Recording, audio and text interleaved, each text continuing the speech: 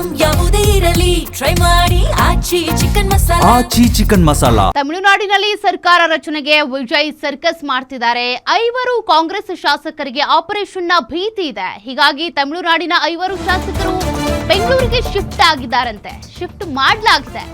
ಬೆಂಗಳೂರಿನ ಖಾಸಗಿ ರೆಸಾರ್ಟ್ ನಲ್ಲಿ ಶಾಸಕರು ವಾಸ್ತವ್ಯ ಹೂಡಿದ್ದಾರೆ.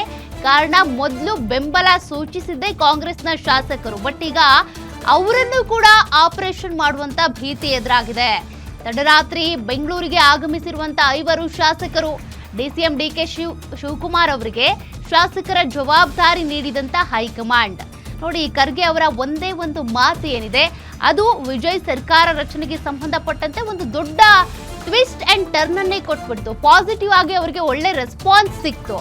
ಕೆಲ ಪಕ್ಷಗಳ ಅಂಗಪಕ್ಷಗಳೇನಿದಾವೆ ಸಪೋರ್ಟ್ ಮಾಡ್ತೀವಿ ಅಂತ ಮುಂದೆ ಬರೋದಕ್ಕೆ ಕಾರಣನೇ ಎಐಸಿಸಿ ಅಧ್ಯಕ್ಷ ಮಲ್ಲಿಕಾರ್ಜುನ್ ಖರ್ಗೆ ಅವರ ಒಂದು ಫೋನ್ ಕರೆ.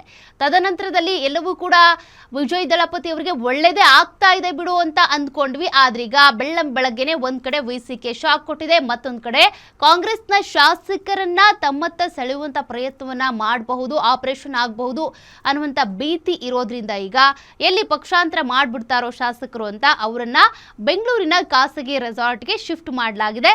ಈಗ ಇದರ ಜವಾಬ್ದಾರಿ ವಹಿಸಿಕೊಂಡಿರೋದು ಡಿಸಿಎಂ ಡಿಕೆ ಶಿವಕುಮಾರ್. ಈ ಜವಾಬ್ದಾರಿಯನ್ನ ಡಿಕೆ ಶಿವಕುಮಾರ್ ಅವರ ಹೆಗಲಿಗೆ ಕೊಟ್ಟ ಮೇಲೆ, ವಹಿಸಿದ ಮೇಲೆ ಬೇರೆ ಯಾವುದೇ ಟೆನ್ಷನ್ ಇರಲ್ಲ ಅನ್ಸುತ್ತೆ. ಯಾಕೆಂದ್ರೆ ಹಿಂದೆ ಕೂಡ ಅನೇಕ ಬಾರಿ ಇಂಥ ಕೆಲಸವನ್ನ ಮಾಡಿ ಸಕ್ಸಸ್ ಆಗಿದ್ದಾರೆ ಡಿಕೆ ಶಿವಕುಮಾರ್. ಹೀಗಾಗಿ ಈ 5 ಶಾಸಕರು ಸೇಫ್ ಅಂತಾನೆ ನಾವು ಹೇಳಬಹುದು. ಬಟ್ ಉಳಿದಂತೆ ಯಾರೆಲ್ಲ ಸಪೋರ್ಟ್ ಮಾಡ್ತೀವಿ ಅಂತ ಮುಂದೆ ಬಂದಿದ್ರಲ್ಲ, ಅವರೆಲ್ಲರೂ ಕೂಡ ಹಿಂದೆ ಸರಿತಾರಾ ಅಥವಾ ವಿಜಯ್ ದಳಪತಿ ಇವತ್ತೇ ಪದಗ್ರಹಣ ಆಗುತ್ತಾ? ನಾನೇ ಸಿಎಂ ಅಂತೇಳಿ ಈಗಾಗಲೇ ಅನೇಕ ಕಾರ್ಯಕ್ರಮಗಳನ್ನು ನೀವು ನೋಡಿರ್ತೀರಿ, ಅನೇಕ ಕಡೆ ಟ್ರೋಲ್ ನೋಡಿರ್ತೀರಿ. ಸೋಷಿಯಲ್ ಮೀಡಿಯಾದಲ್ಲಂತೂ ಈಗಾಗಲೇ ಸಿಎಂ ಅನ್ನೋ ರೀತಿಯಾಗಿಯೇ ಅಧಿಕಾರನೇ ಶುರು ಆಗ್ಬಿಟ್ಟಿದೆ. ಆ ಮಟ್ಟಕ್ಕೆ ಅವರ ಪರವಾಗಿ ಅಲೆ ಎದ್ದಿದೆ. ಆದರೆ ನಿಜ ಜೀವನದಲ್ಲಿ, ಅವರ ರಾಜಕೀಯ ಜೀವನದಲ್ಲಿ ಮತ್ತಷ್ಟು ಟ್ವಿಸ್ಟ್ಗಳು ಎದುರಾಗ್ತಾ ಇವೆ. ಶಾಸಕರನ್ನ ಹಿಡಿದಿಟ್ಕೊಳ್ಳೋದು ಅಂದರೆ ಅಷ್ಟು ಸುಲಭದ ಮಾತಲ್ಲ. ಅವರಿಗೆ ಶತ್ರುಗಳು ಆಗಲಿ ಅಥವಾ ಮಿತ್ರರು ಆಗಲಿ ಶಾಶ್ವತವಾಗಿ ಯಾರೂ ಇರೋದಿಲ್ಲ. ಇವತ್ತು ಈ ಪಕ್ಷದಲ್ಲಿದ್ದವರು ನಾಳೆ ಡಿಮ್ಯಾಂಡ್ಸ್ ಚೆನ್ನಾಗಿದೆ ಅಂತಂದರೆ ಬೇರೆ ಕಡೆಗೆ ಹೋಗ್ತಾರೆ.